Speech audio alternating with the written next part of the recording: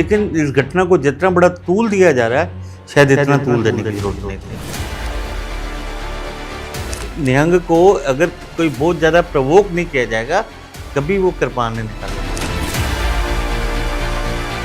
अगर आप इनके पास जाकर आज भी जाकर किसी को कह देंगे कि जी मेरे को कोई तंग कर रहा है, तो ये निहंग हैं जो खड़े हो जाएंगे आपके। तो आप इनकी जो शस्त्र हैं, इनके पहरावे हैं, इनसे हमें डरने की कोई ज़रूरत नहीं है। अगर इनके पास एक रोटी होगी तो कोई भूखा मांगने को आ गया तो ये आधी रोटी उसको दे देंगे। सिख इतिहास के वो जाबाज योद्धा जिन्हें गुरु की लाडली फौज कहा गया, कौन है ये निहंग?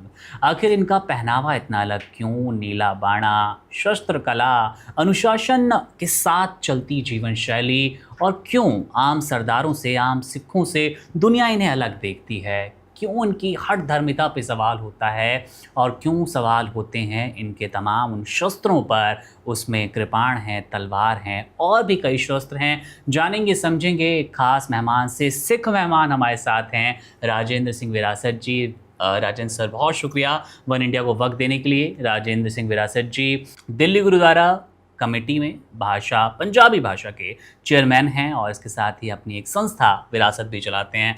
सर से समझेंगे निहंगों के बारे में, इतिहास क्या कहता है, इनके पहनावे में कितनी खासियत छिपी है, और कैसे ये तमाम विवादों के बीच भी खुद की एक पहचान रख पाते हैं। बात करेंगे कर्णप्रयाग से शुरू हुए उस विवाद की, जिस विवाद के बाद 4 गिरफ्तारियां हुई, निहंगों ने प्रोटेस्ट शुरू किए, उत्तराखंड पहुंची बात, देहरादून पहुंची, बॉर्डर सील हुए, और उसके बाद कहा गया कि मांगे मान ली गई। लेकिन राजेंद्र जी, सबसे पहला सवाल तो यही रहेगा कि आखिर ये निहंग शब्द जो है, इसका अर्थ क्या हुआ? आखिर ये और दूसरे सिखों से, सरदारों से खुद को अलग कैसे रखते हैं, अलग क्यों हैं? देखिए, सबसे पहले तो मैं आपके सभी श्रोताओं को प्यार भरी नमस्ते, सत श्री अकाल और आदाब पेश करता हूँ। मेरे को बड़ी खुशी हो रही है आपके चैनल के माध्यम से मैं आपके दर्शकों से जुड़ पा रहा हूँ, वन इंडिया चैनल के जी। देखिए, निहंग जो है, निहंग शब्द का फारसी में मतलब है मगरमच्छ। तो ये निहंगों की जो उत्पत्ति सिख कौम में जो मानी जाती है, सिख कौम में गुरु हरगोबिंद साहब जी ने जब देखा कि जो मुग़ल हैं, वो मुग़ल हाकम जो हैं वो जुल्मों सितम की हदें पार कर चुके थी, और जो जरवाने थे, वो लोग जो जरवाने तरबियत के लोग थे, वो अलग अलग सेक्ट में जो है तशद्दुद कर रहे थे समाज के ऊपर। तो उस समय गुरु साहब ने कहा कि ये गद्दी जो है, मीरी और पीरी का सिद्धांत लागू किया। जब मीरी और पीरी का सिद्धांत लागू किया, मीरी माने जो है शस्त्र रखना, और पीरी माने जो है हम संतों का पहरावा। संत जो गुरु नानक का घर है, गुरु नानक साहब ने शुरू से ही शस्त्र विद्या पर जोर दिया, लेकिन गुरु हरगोबिंद साहब जी ने इसको लाजम कर दिया। जब अकाल बुंगे की संरचना की गई, तो उस समय उन्होंने बोला कि लोगों को बोला कि आप शस्त्र चढ़ाएं, घोड़े चढ़ाएं, और लोगों को बोला कि अपनी जवानी दान दें। तो जो जवानी कौम के लिए दान देनी, वो इन निहंगों ने, ये निहंग परंपरा वहाँ से चली। तो उस समय ये लोग संगठित होकर सिख धर्म में जिन्होंने अपनाया, तो उन्होंने ये वॉलंटरी अपने आप को गुरु साहब को समर्पित करके रखा। ये निहंग परंपरा वहाँ से चली। उसके बाद गुरु गोबिंद सिंह जी के जो छोटे साहिबजादे बाबा फतेह सिंह, उनके बाद ये परंपरा उनके गुरु गोबिंद सिंह जी के समय बाबा फतेह सिंह की ये लाडली फौज मानी जाती है निहंग। जो इनका नीला बाणा बाबा फतेह सिंह जी की देन है, और जिन्होंने जो है इधर फतेहगढ़ साहिब में शहादत दी छोटे बच्चों ने। तो आप वो देखिए, उनके ये पैरोकार हैं ये निहंग।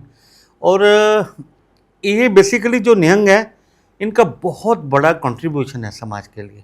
अगर आप सिख हिस्ट्री में जाएंगे, और पर्टिकुलर खासकर पंजाब की हिस्ट्री में जाएंगे, तो ये निहंग हमेशा निर्वैर स्वभाव के रहते हैं।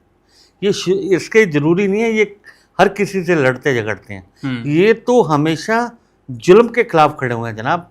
अगर आप 18 सेंचुरी के देखेंगे और 19 सेंचुरी में देखेंगे, तो 18 सेंचुरी में पर्टिकुलरली जब अब्दाली हमले कर रहा था, और औरतें 22,000 औरतें अगवा करके लेके जा रहा था। तो उस समय ये निहंगी थे जिन्होंने अब्दाली के साथ लड़के भारत की उन स्त्रियों को वापस जो है उनकी इज्जत बचाई और उनको समेट के रखा। जी। तो ये जो इनकी परंपरा है, ये इनकी शस्त्र इनके पास जो रहता है, देखिए आज शस्त्र के ऊपर बात हो रही है। बिल्कुल। जो शस्त्र है, जो जुल्म करती है, तलवार तो देखिए दुश्मन के हाथ में भी रहती है, जालिम के हाथ में भी रहती है, और जो प्रोटेक्ट करने वाला होता है, हम इसको कृपान कहते हैं। ये हमारे ये पीर हैं, इनको हम पीर समझते हैं अपना शस्त्र को। आपने कृपाण शब्द जोड़ा राजेंद्र जी, तो जो तलवार है और कृपाण, कोई इसमें खास अंतर है या कृपाण देखिए, शब्द का हाँ इस्तेमाल? देखिए, ये जी कृपान तलवार तो किसी के पास भी हो सकती है। जी। अब जंग होती है तो 2 आदमियों के पास तलवार हो सकती है, लेकिन हम इसको प्यार से कृपान कहते हैं। हम सिख समाज में इसको कृपान, ये कृपा करने के लिए है। बिल्कुल। आप देखिए, आप किसी को निहंग को अगर कोई बहुत ज़्यादा प्रवोक नहीं किया जाएगा, कभी वो कृपान नहीं निकालेगा। अगर उसको बहुत ज़्यादा प्रवोक किया जाएगा या वो अपने मतलब के लिए कभी जो है इस शस्त्र को नहीं, वो समाज की भलाई के लिए उठाते हैं। ये हमारी प्रथा है। बिल्कुल। एक जैसा कि आपने बताया भी कि वो बिना किसी के प्रवोक किए इस तरह की हिंसा जो हम एक अमूमन शब्द सुनते हैं, और हमने उत्तराखंड में भी जो देखा कि लगातार प्रोटेस्ट जैसी घटनाएं सामने आई। आखिर ऐसी एक छवि, एक इमेज, मैं कोइंसिडेंसली मुझे जाने का सर मौका मिला अभी कुछ दिनों पहले ऋषिकेश, तो हमने देखा कई ऐसे जत्थे थे जिसमें ये निहंग साथी थे। बाइक हो सकती है, कार हो सकती है, उसमें वही कृपाण, आप जो शब्द, अब हम भी तलवार इस्तेमाल नहीं करेंगे उस पर्टिकुलर शस्त्र के लिए। तो एक अलग ही छवि जो दिखती है ना, वो थोड़ी डरावनी सी समझ आती है कि हथियार के साथ, शस्त्रों के साथ, और एक खास पहनावा जिसमें जो नीला बाणा आपने बताया वस्त्र फतेह सिंह जी से उनको प्राप्त हुआ, किस तरह से वो कलर, तो ये भी एक समझने वाली बात है। आपसे समझना चाहेंगे कि कहीं ना कहीं जो समाज में एक डर सा बन जाता है कि ये हठी होंगे, ये हमें नुकसान पहुंचा सकते हैं, कई वीडियोस आते हैं परेशान करने वाले, तो ये अपनी छवि को क्या कुछ बदलने की कोशिश कर रहे हैं, या फिर जिस तरह की समाज में घटनाएं हो रही है, वो गिरफ्तारी वाला मामला सामने आया सर, तो कुछ बेसिकली मैं समझना चाहता हूँ कि क्या कुछ निहंग खुद को बदलना चाहते हैं, या जैसी पुरानी छवि थी उसके साथ ही समाज में आगे रहेंगे? क्योंकि एक असमंजस सा पैदा होता है उनको देख के, कोई भी एक आम इंसान देखता है, मैंने खुद देखा तो मुझे कुछ अलग लगा कि अरे इनके पास हथियार हैं, शस्त्र हैं, और कुछ अलग बनावटी सा पूरा एक जत्था था। देखिए, जो इनकी परंपराएं हैं, ये अपनी परंपराओं में रहते हैं और अपने सिस्टम में रहते हैं, ग्रस्त भी रहते हैं जी। और आपको इनसे डरने की कोई ज़रूरत नहीं है। अगर आप इनके पास जाकर, आज भी जाकर किसी को कह देंगे कि जी मेरे को कोई तंग कर रहा है, तो ये निहंग हैं जो खड़े हो जाएंगे आपके हक के लड़ने के लिए। ये एक आदमी के लिए, हक के लिए ये लोग लड़ने के लिए भी खड़े हो जाते हैं, जो कि जिसका कि इनसे कोई रिश्ता भी नहीं होता, नाता भी नहीं होता। तो आप इनकी जो शस्त्र हैं, इनके पहरावे हैं, इनसे हमें डरने की कोई ज़रूरत नहीं है। मैं फिर समाज में सबको कहता हूँ, इनके आप शस्त्र, इनके पहनावे से बिल्कुल नहीं डरिए।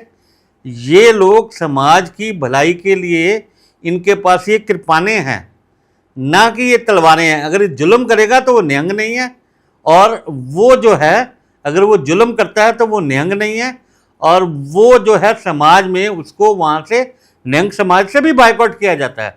जो हमारे बुड्ढा दल है, तरना दल हैं, 2 दल हैं बेसिकली 18वीं सेंचुरी में बने। तो बुड्ढा दल, तरना दल की अपनी परंपराएं हैं, और इनकी परंपराओं में ये चीज़ है कि ये समाज में लोगों के हक के लिए खड़े होने वाले लोग हैं। आप ये देखिए, आप पंजाब में बुड्ढा दल स्कूल चलाता है, वो निहंग परंपरा है जी। पूरे पंजाब में सबसे best, one of the best school है उनका जी, पटियाला में। इनके बच्चे 90% से ज़्यादा बच्चे जो है मार्क्स लेकर सिक्योर करके और पढ़ के आगे निकल रहे हैं। ऐसा कुछ नहीं है, एजुकेशन की अवेयरनेस भी है इनको, और धीरे धीरे जो है आगे निहंग बच्चे जो हैं वो आगे निकल के आते हैं। हाँ, शस्त्र विद्या हमारा जन्मसिद्ध अधिकार है, हमारे गुरु साहब की देन है। अपनी परंपराओं को उन्होंने समाज में जो आगे करके रखा है। देखिए, भारतीय समाज में पगड़ी थी, जी। तो पगड़ी की जो परंपरा थी धीरे धीरे लुप्त हो गई सारे समाज में। आप देखिए, चाहे हम पंजाब में देख लें, चाहे राजस्थान में देख लें, चाहे यूपी में भी देख लें, तो पगड़ी हमारे समाज की एक परंपरा थी, वो लुप्त हो गई। तो कहीं ना कहीं इन्होंने बाणा और शस्त्र संभाल के रखे हैं, वो परंपराएं संभाल के रखी हैं जो कि गुरु साहब के टाइम से चली हुई हैं।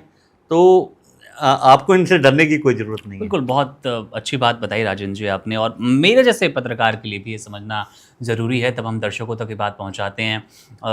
जो इस एक छवि की मैं बात कर रहा था, जो मैंने आपसे समझने की कोशिश भी की, कि ज़ाहिर तौर पर अमूमन ये वीडियोज़ जो आते हैं ना राजन जी, जिसमें दिखता है कि कभी हाथ काट दिया गया, कभी पैर काट दिया गया, और सीसीटीवी फुटेज में वीडियोज़ आती है, तो वो डराती नज़र आती हैं। तो एक और खूबसूरत बात जब राजन जी ने ऐड की कि वो निहंग नहीं है जो अन्याय कर रहा है, अपराध कर रहा है, बेफिजूल में किसी पर इस तरह से अगर वो कृपाण उठाता है, शस्त्र उठाता है, तो मैं वही कहूँगा अपने दर्शकों को कि ज़ाहिर तौर पर आपको अगर कभी मदद की गुहार है तो आप निहंगों से मिल सकते हैं, बात कर सकते हैं, उनसे समझने की कोशिश कर सकते हैं कि आखिर ये कृपाण आपके साथ क्यों है, उसका क्या अर्थ है, और वो आपकी मदद के लिए हाजिर होंगे। एक और सवाल इसमें राजन जी, क्योंकि निहंग भी सिख हैं और आप भी एक सिख परिवार से हैं, सिख धर्म के अनुयायी हैं, तो ज़ाहिर तौर पर एक अंतर महसूस होता है, हम समझना भी चाहते हैं, क्योंकि पूरे नीले वस्त्रधारी होते हैं हमारे निहंग। और जब हम दूसरी तरफ आते हैं, एक आम सरदार आम निहंग की बात करते हैं, तो उसमें भगवा भी हो सकता है, पीला भी हो सकता है, जो कि अमूमन हम देखते हैं। आप किन बेसिक अंतरों को, किन बुनियादी अंतरों को देख पा रहे हैं जो हमारे दर्शकों को बता पाएँ कि निहंग और आम सिख अलग कैसे हो रहे हैं? देखिए, निहंग सिख और आम सिख में कोई खास अंतर तो नहीं होता। सोच तो वही है, जो सिक्की का कॉन्सेप्ट है, इनका सिर्फ ये है कि ये सेल्फलेस होकर, ये पैसे के मुंह में नहीं रहते, ये सेल्फलेस होके समाज की भलाई के लिए खड़े होते हैं। जो कि एक आम जब आदमी है, वो आदमी अपने बच्चों के लिए, अपने परिवार के लिए समय देता है। तो ये इनका फोकस जो है, एक आम आदमी का फोकस अपने परिवार के लिए ज़्यादा रहता है। इनका फोकस अपने परिवार के लिए तो है ही है, लेकिन ये गुरु के ऊपर इतनी श्रद्धा रखते हैं कि अपने परिवार को भी, सोसाइटी के सामाजिक भलाई के लिए अपने परिवार को भी पीछे कर देते हैं। जो इनके लिए मैं समझता हूँ, इनमें वो जो गुण है वो इनका ज़्यादा, इनमें ज़्यादा गुण है निहंग परंपरा में, तो वो एक ज़्यादा गुण। गुरु की लाडली फौज, गुरु की लाडली फौज भी कहा जाता है, शब्द जब इस्तेमाल किया जाता जी, है, जी। तो एक उस योद्धा, जाबाज योद्धा की और इशारा जी, सा होता है, उसको, उसकी अगर थोड़ी हिस्ट्री हमें बता पाएं सर, आपकी जिस योद्धा और योद्धा अवतार की हम बात कर रहे हैं, ये कैसे शुरू हुआ? आपने बहुत अच्छी बात जोड़ी, मैं बार बार वही कहूँगा कि जब किसी को ज़रूरत है उनकी, कहीं अपराध हो रहा है, उस अपराध से बचाने के लिए वो कृपाण उठाने के लिए तैयार रहते हैं। लेकिन थोड़ा सा अगर हमें इतिहास आप बता पाएँ कि कैसे निहंगों ने अपनी पहचान पाई और योद्धा के रूप में हमारे बीच। देखिए सर, निहंगों की पहचान ये है कि जब अब्दाली का दौर आया, जब 18वीं सेंचुरी में जुल्म की इंतहा बढ़ गई थी, तो ये पंजाबी में एक कहावत होती थी, जाई वे बाबा कच्छ वालिया, मोड़ के ले आई मेरी रन बसरे नु गई। जब लोगों की औरतें उठा के, जरवाने उठा के ले जाते थे, तो ये निहंग ही थे जो घर से निकलते थे और उनकी औरतें लेके वापस आते थे। तो ये इनकी जो देन है, ये समाज को 18वीं सेंचुरी में, 19वीं सेंचुरी में इनकी बहुत बड़ी कंट्रीब्यूशन है।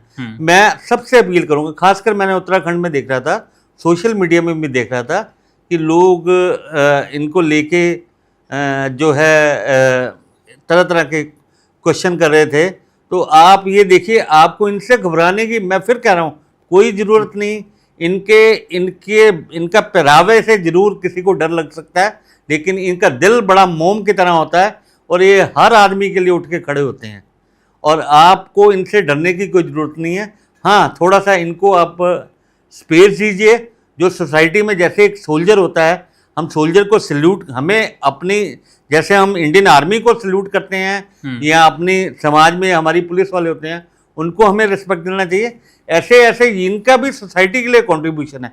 कितनी बड़ी बात है, आप ये देखेंगे, अगर इनके पास एक रोटी होगी तो कोई भूखा मांगने को आ गया तो ये आधी रोटी उसको दे देंगे। मैं आपको एक बताता हूँ कि एक बार हम भी कर्णप्रयाग, जहाँ के इंसिडेंस हुआ है, वहाँ पर हमने देखा कि एक निहंग साहब पैदल चले आ रहे थे, तो वो भी हेमकुंड साहब जा रहे थे, हम भी गए थे, हेमकुंड साहब जा रहे थे। तो वो कर्णप्रयाग हमें दिखे नहीं, नज़र नहीं आया। अब तो कर्णप्रयाग काफ़ी बड़ा हो गया, पहले छोटा सा था। तो मैं देखा तो ये थोड़ा पीछे रह गए थे। तो मैंने होटल वाले ने, मैंने कहा ये वो पीछे रह गए लगता। तो होटल वाले ने बोला हमें, कहता जी कि यहाँ शेरनी ने बच्चे दिए हैं, तो मतलब ये ना हो कि उनके ऊपर अटैक हो गया हो और कुछ हो गया हो। तो मैंने कहा नहीं, हम उनको रोटी दे के आते हैं, कहाँ हैं जाके ढूंढ के लेके आते हैं। तो हम गाड़ी लेके गए, तो जैसे वो गाड़ी की लाइट पड़ी तो हमने देखा साइड में कुछ है। हमने कहा शायद जानवर है। तो देखा कि निहंग साहब लेटे हुए थे। तो वो लेटे तो उठ के खड़े हो गए। तो हमने जाके रोटी दी तो कहते वाह वाह, शुक्र है परमात्मा का। मैं तो कह रहा था मैं परमात्मा मेरे को भूख लगी है, या तो मेरे को रोटी भेज दे या किसी शेर को भेज दे मेरे को खा ले।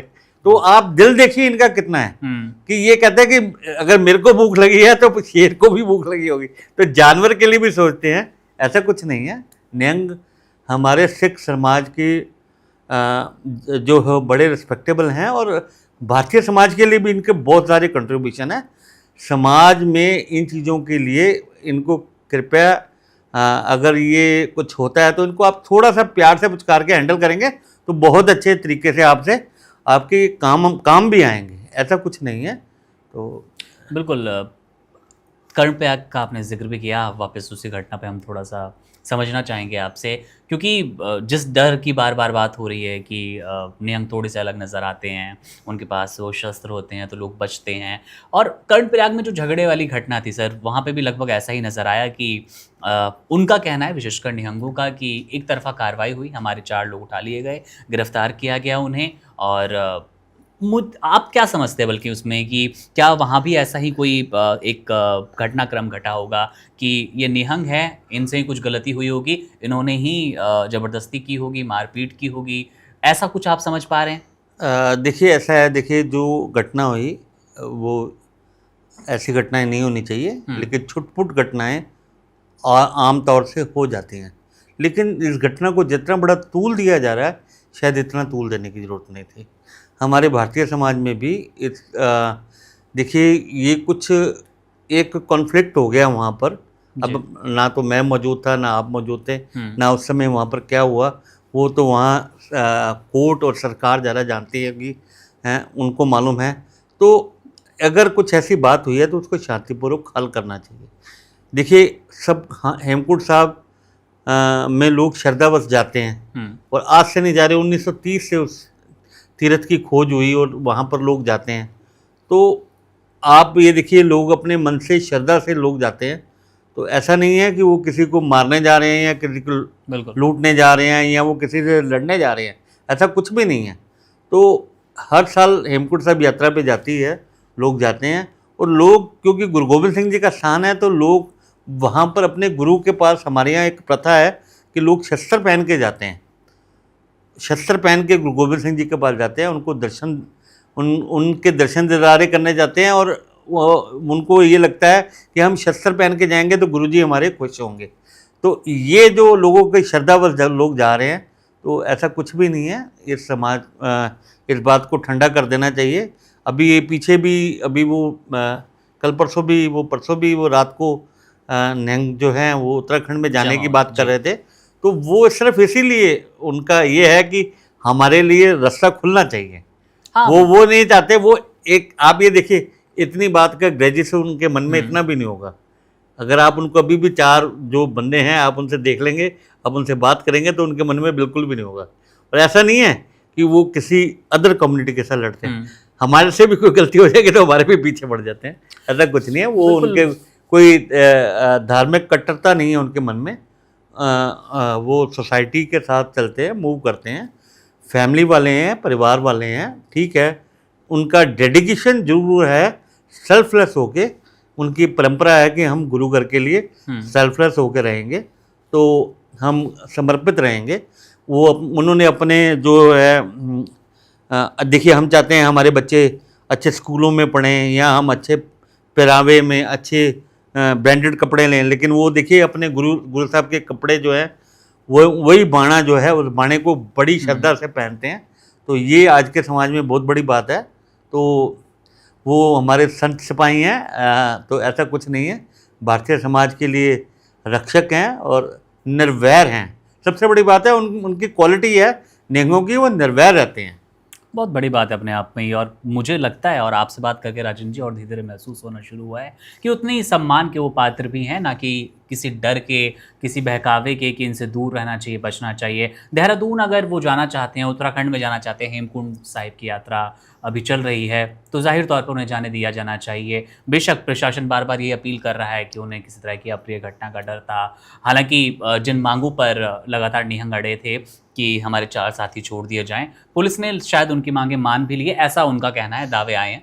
और अब उम्मीद करते हैं, और उनका कहना भी है राजन जी साफ तौर पे, कि हम सिर्फ यात्रा करके वापस पंजाब लौटना चाहते हैं, हमारा कोई खास ऐसा मकसद नहीं है। नहीं जी, हमारे दिल्ली कमेटी के प्रधान साहब, हमारे सरदार हरमीत सिंह कालका जी, जगदीप सिंह कालो जी, वो एसएसपी साहब हैं वहाँ से, उनसे मिल के आए और चीफ मिनिस्टर साहब से मिल के आए हैं। सारी बातों का आश्वासन हुआ है कि सारी ये चीज़ें हैं, कोई ऐसा कुछ नहीं है, बहुत बेवजह बातों को ज़्यादा तूल दिया जा रहा है। सब चीज़ स्थिति सामान्य हो जाएगी और ये यात्राएं चलनी है और चलती रहनी है। ये यात्राएं, ये ऐसा नहीं है कि कोई एक दिन का कुड़त्तन है। ये मतलब थोड़ा सा देखिए, समाज में अगर हम परिवार में रहते हैं तब भी झगड़ा हो जाता है, तो इसका मतलब है भाई भाई नहीं रहता। यहाँ समाज जो है ये हमारे भारतीय समाज में तो वैसे ही एक परंपरा है, हम दूसरे को रिस्पेक्ट देते हैं। और ऐसा नहीं है, पहाड़ों में अगर आप देखिए कोई पहाड़ी भी सबको आयों को वो पंजाबी में कह दूँ जी आयों कहते हैं, अगर हम लोग भी जी आयों कहते हैं, पहाड़ी भी लोग हैं वो सबको वेलकम करते हैं, ऐसा कुछ नहीं है।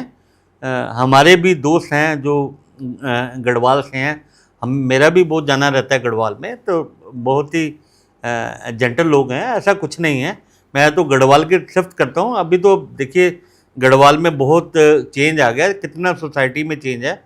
हम तो मैं तो 80s में भी गया हूँ, 90s में भी गया हूँ, तो मैंने देखा है कि वहाँ बहुत एक औरतों की बड़ी रिस्पेक्ट है। और देखिए समाज में वहाँ पर वो जो भी अतिथि होता है उसको अतिथि देवो भव मानते हैं और बहुत ही रिस्पेक्ट करते हैं, ऐसा कुछ नहीं है। कुछ दो बंदों की एक झड़प की वजह से या दो ग्रुप्स की एक झड़प की वजह से समाज को अलग नहीं किया जा सकता, ऐसा कुछ भी नहीं है। और देखिए समाज में रहना है और सोशली भारतीय समाज वैसे ही बड़ा लोग समझदार है, सियाने हैं। हाँ, बिल्कुल हमारे यहाँ समाज में टॉलरेंस है, ऐसा नहीं है जी। तो पहाड़ियों में भी टॉलरेंस है, निहंगों में टॉलरेंस है, बस बात को खत्म करने की जरूरत है, बेवजह तूल देने की जरूरत नहीं है। अंतिम सवाल की तरफ चलेंगे, लेकिन उससे ठीक पहले मैं आपसे समझना चाहूँगा राजन जी, आपने कहा कि खूबसूरती इनकी यही होती है कि किसी से नाराज़गी नहीं है और दूसरों का भी सोचते हैं हमारे निहंग। क्या आपके साथ कभी कोई ऐसी घटना हुई जब निहंग साथी कोई आए, आपसे किसी तरह का शेल्टर मांगा या आपके लिए मदद करने का उन्हें कोई मौका मिला हो? देखिए ऐसा है, देखिए निहंगों तो चलो उनका अलग है। बीइंग ए सिख समाज में, सोसाइटी में आप ये देखिए लोग हमसे शेल्टर मांगने आते हैं, हमसे भी शेल्टर मांगने आते हैं। अभी आपको मैं 2017 की बात बताता हूँ, पंजाब में थे, मैं चंडीगढ़ में था, तो 16 की बात है। तो कोई नोएडा से ही गए, कोई फैमिली, उनकी लेडीज़ थी, मदर थी उनकी और बेटी थी, तो वो मेडिकल का एग्ज़ाम देने गए थे बच्चे। और जो है वो बच्चियों को वहाँ से बच्चों की स्ट्राइक हो गई, तो उनको कुछ भी नहीं मिल रहा था। तो वो बच्चे मेरे पास आई और मेरे को कहते कि अंकल आप अगर दिल्ली जा रहे हैं तो आप मेरे साथ चलेंगे, हमने कैब बुक की है। तो मेरे पापा ने बोला कि कोई पगड़ी वाले कोई सिख मिलेगा तो आप उनको कहिएगा तो वो आपके साथ चलेंगे। तो आप अगर मेरे साथ चलेंगे तो जो है मैं आपका किराया लगा दूंगी। मैंने कहा नहीं बेटा, मैंने किराया मैं अपना आप लगाऊंगा, आपके साथ मैं चल पड़ूंगा, कोई बात नहीं, आप साथ चलें। तो कहते जी हमारे उसमें गाड़ी में 2 बंदे हो रहे हैं, तो हमें थोड़ा सा हेजिटेशन है कि गाड़ी में। तो मेरे को वापस जाना था, कहीं और जाना था, अम्बाला होके जाना था। मैंने अपना प्रोग्राम पोस्टपोन किया, मैंने उनको साथ में लिया, उनके साथ आया। तो उनके फादर जो कि नोएडा में डॉक्टर थे जी, वो उधर उनको लेने के लिए आए हुए थे आगे। और मैंने जब तक उनको हैंड ओवर नहीं किया तब तक मैं गया नहीं। उनकी बेटी को और उनकी जो उसकी मदर थी, उनको, वाइफ थी डॉक्टर साहब की, डॉक्टर साहब ने कितना थैंक्स किया। उन्होंने बोला कि मैंने अपने बच्चों को बोला था कि बेटा कुछ जाओ, कोई पगड़ी वाला सिख जेंटलमैन मिलता है तो वो तुम्हें प्रोटेक्ट करेगा। तो हमारे को सिख समाज को ऐसे प्रोटेक्शन के कई उदाहरण आपको देखने को मिलेंगे। तो ऐसे ही ये निहंग भी प्रोटेक्ट करते हैं। मैं आपको सिर्फ यही कहना बड़ी चाह रहा था। खूबसूरत बात है अपने आप में ही कि जब प्रोटेक्शन की बात आ रही है, जब सुरक्षा की बात आ रही है, तो उस पगड़ी के नीचे आप कह सकते हैं कि सुरक्षित वो सफ़र कर सकता है। एक बेटियों का जिस पिता का उदाहरण दिया राजन जी ने, राजन जी आपने बेहतरीन उदाहरण दिया उस पगड़ी का। नियंगों वाला भी मेरा सवाल था आपसे, वो यही था कि क्या आपका कभी अपने निजी जीवन में सामना हुआ निहंगों से? आपका पर्सनल अनुभव कैसा है, आपका निजी अनुभव कैसा है कि कैसे ये एक दूसरे नाग, क्योंकि आप तो सिख हैं, अगर कोई दूसरे धर्म का, वो हिंदू हो सकता है, मुस्लिम हो सकता है, क्रिश्चियन, ईसाई हो सकता है, उनके साथ इनका व्यवहार अमूमन कैसा रहता है? क्योंकि एक धर्म के, एक अनुयायी के लोग ज़्यादा आपस में कनेक्ट महसूस करते हैं, आपस में जुड़ाव महसूस करते हैं, लेकिन जब दूसरे धर्म के प्रति इनका हम रुझान की बात करते हैं तो वो आप कैसे देख रहे हैं? देखिए जी, मैं पहले निहंगों को हम भी देख रहे हैं क्योंकि सिख परिवार में है। पॉलिटिकली भी मेरी फैमिली एक्टिव रही, मेरे ग्रैंडफादर भी एक्टिव रहे। तो जो है बुड्ढा दल, तरना दल, मेरा इनके साथ खूब जो है तालमेल रहा। मैंने इनके काफ़ी नज़दीकी से जाके देखा, तरना दल में भी गया हूँ, उनके देखा है। देखिए, एक जो मैंने इनके सिस्टम देखा कि ये जो है स्वभाव से बड़े जोशीले रहते हैं। और दूसरी बात ये इनमें बिल्कुल ये चीज़ नहीं रहती। ये देखिए, सिखों में थोड़ी सी, सिख परिवारों में हमेशा ये रहता है कि हम किसी भी और धर्म के लोगों को बराबरी की नज़र से देखते हैं। तो ये जो है, इस सिद्धांत पे हमसे ज़रा शायद ये प्रौढ़ता देते हैं। हम तो फिर भी किसी सिख के लिए थोड़ा सा मतलब हो जाएंगे, लेकिन ये बड़े ऐसे निर्वैर हैं। अगर किसी जो है सोसाइटी में अगर बात करेंगे तो ये बराबर की बात रख के चलते हैं। ऐसा कुछ नहीं है। मतलब इनमें इनसे हम जीवन में बहुत कुछ सीखा है। मैंने भी इन लोगों से सीखा है निर्वैर रहना और अपने शक्ति को पहचानना, अपनी इनर पावर को पहचानना। तो ये बाणी पढ़ने वाले रहते हैं और जोशीले स्वभाव के रहते हैं। अगर जोश इनसे देखना है तो इनसे आप इनका जोश दे सकते हैं। आप देखिए, कभी अनंतपुर साहब में जब होला महला होता है या हजूर साहब में होला महला रहता है, तो आप इनका जोश देखिए। ये जोश के साथ इनका बात करने का अंदाज भी जोश में रहेगा, इनके जो वर्ड्स हैं वो भी जोश में रहेंगे। और मतलब इनकी जो बोली है वो अलग रहती है आम उनसे। जो है अपने वर्ड्सों में पूरा, ये लफ्ज़ों में पूरा जोश रखते हैं और परवाह नहीं करते। ये इनसे बहुत सीखा जा सकता है। यूं ही गुरु की लाडली फौज नहीं कहा जाता इन्हें। वो जाबाज योद्धा वाले शब्द, वो जैसा कि बताया राजेंद्र जी ने कि एक जोशीला अंदाज इनका नज़र आता है, योद्धाओं वाला अंदाज नज़र आता है। एक अंतिम सवाल, और सवाल ही हमारे कमेंट बॉक्स से ही है राजेंद्र जी, जिसमें हठ धर्मिता की बात कर रहा था। हमने इंट्रो में भी बात की कि लोगों में एक छवि है, एक ऐसी धारणा है कि निहंग शायद बहुत हठी होते हैं, वो अपनी किसी बात को लेकर, झगड़े को लेकर, या दूसरा कोई भी पक्ष हो सकता है। एक और जो हमने उत्तराखंड में देखा, हमने रुद्रप्रयाग में देखा, कर्णप्रयाग में देखा, गुरुद्वारे पर कब्जे को लेकर, गुरुद्वारे पर अधिकार को लेकर बार बार सवाल आते हैं। कई बार हमने ये वीडियोस देखे, कई बार ऐसी घटनाएं देखी। कई नाम है सर इसमें, अकाल बुंगा साहिब, बेर साहिब, नागरासू, बल्कि एक गुरुद्वारा रुद्रप्रयाग का। तो इन गुरुद्वारों पर जो एक कब्जे की बातें आती है कि 2 दिन के लिए कब्जा कर लिया, 3 दिन के लिए कब्जा कर लिया, तस्वीरें आती है कि हम देखते हैं गुंबद पे कई निहंग शस्त्रों के साथ, कृपाण के साथ मौजूद हैं। तो इसके पीछे क्या कारण होते हैं? क्या कोई अधिकार है गुरुद्वारे पर कब्जों का, या कोई और मकसद होता है? नहीं, एक्चुअली क्या रहता है, देखिए इनका ये एक परमात्मा, सारे संसार को एक परमात्मा का घर मानते हैं। तो इनको ये रहता है कि जो गुरुद्वारे हैं, इनका जो एडमिनिस्ट्रेशन है वो सिख हाथों में रहना चाहिए। एक तो इनके दिमाग में ये रहता है, जरूर एडमिनिस्ट्रेशन ज़्यादा रहता है। और बाकी देखिए, कब्जे वाली बात तो ऑलमोस्ट, देखिए कब्जा तो अपने धार्मिक स्थान के पूजा पद्धति वहाँ पर लागू करना, ये तो देखिए हर धर्म के लोग चाहते हैं। तो ये भावना तो हर किसी में रहती है। प्रशासन तो राजन जी काम कर हाँ, रहा होता है पहले से। प्रशासन काम कर रहा होता है, लेकिन ये थोड़ा सा, अब मैंने आपको कहा है, जोशीले स्वभाव के होने की वजह से ये अपने जोश को जो है वो बरकरार रखते हैं और ये अपनी जान की परवाह नहीं करते। तो इनका ये जो स्वभाव है, उसी स्वभाव की वजह से थोड़ा सा रहता है। हमने भी कई बार कोशिश की है कि कई बार इनको समझाते हैं कि देखिए कुछ काम है वो लड़के हर काम नहीं होता है, कुछ काम जो है बैठ के सॉल्व किए जाते हैं और बातचीत के साथ डायलॉग जो होना बहुत ज़रूरी है, क्योंकि गुरु नानक जो है वो डायलॉग में यकीन रखते हैं। तो ये भी हमारी परंपरा है कि डायलॉग से भी बात को निपटारा किया जाना चाहिए। लेकिन बस वही है, इनके जोश इनके पास है। देखिए आप 18वीं सदी में बाबा गरजा सिंह बोता सिंह 2 सिख हुए। जब उन्होंने कह दिया, लाहौर दरबार ने कह दिया कि जी सिख खत्म हो गए, इस संसार से सिख खत्म हो गए, तो गरजा सिंह बोता सिंह वो 2 ऐसे सिख थे जिन्होंने अमृतसर में आकर टोल टैक्स लगाया गड्ढे और आने पे, और ये बोला कि सिख कहाँ खत्म हो गए, सिख राज बन गया है।